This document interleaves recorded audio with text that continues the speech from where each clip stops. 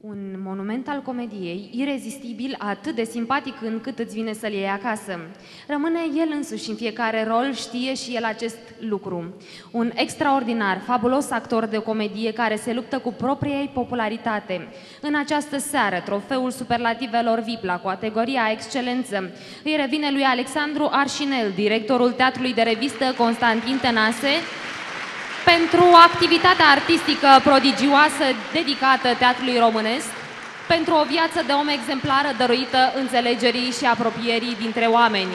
Alexandru Arșinel nu s-a remarcat numai prin talentul actoricesc, ci și prin valențele sale de director al unei instituții culturale importante. Anul trecut, Teatrul de Revistă Constantin Tănase a revenit acasă după mai bine de 6 ani, iar acest fapt s-a datorat în primul rând eforturilor constante ale maestrului Alexandru Arșinel. N-ați mai avut răbdare, maestre. Ați văzut câte lucruri frumoase trebuiau spuse despre dumneavoastră. Felicitări! O să le invit pe angajatele noastre, colegele noastre, pe Valentina Fătu și Ana Maria Donose să vă înmâneze acest premiu.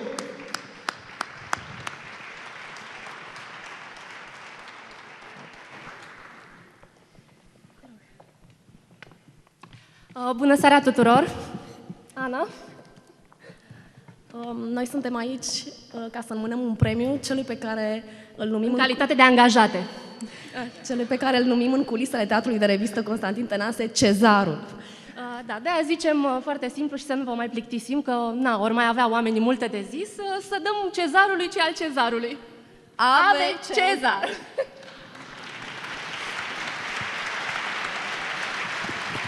Vă spun... Vă spun sincer, am venit de la ora 7, m-am plimbat pe-n fața Ateneului. Știe lucrul ăsta. Și am început să-mi fac gânduri.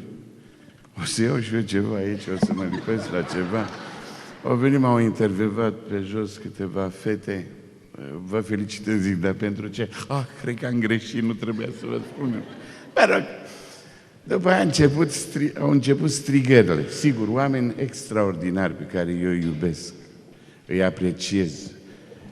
Oameni care mă fac să mă simt mândru că sunt român, că trăiesc în țara asta. Dar trecem peste chestiile astea. Sentimente, pot să îți apare emoțiile astea. Zic, dar mie când îmi vine rândul, a trecut cu sportul, a trecut cu actoria, cu muzica populară. Mă rog, au venit ăia. Mă rog, la domnul doctor nu m-am băgat pentru că sunt ieșean de al dumnealui. Zic, poate îmi vine și mie rândul. Și uite, într-un târziu mi-a venit rândul și mulțumesc din suflet aici în Ateneul Român teatrului și ideii de a face teatru de revistă, colectivului Teatrului Constantin Tănase, acestor două fete minunate și lor le mulțumesc că m-au însoțit în această seară și mulțumesc publicului care de ani de zile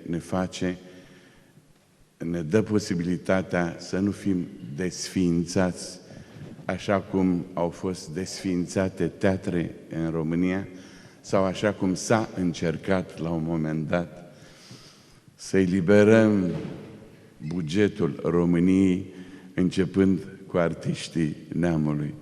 Într-un târziu le-a venit mintea și pentru o perioadă acești minunați oameni care sunt artiști au fost într-o oarecare măsură salvați. Mulțumesc pentru aplauzele pe care mi le-ați oferit la început. Să văd ce urmează.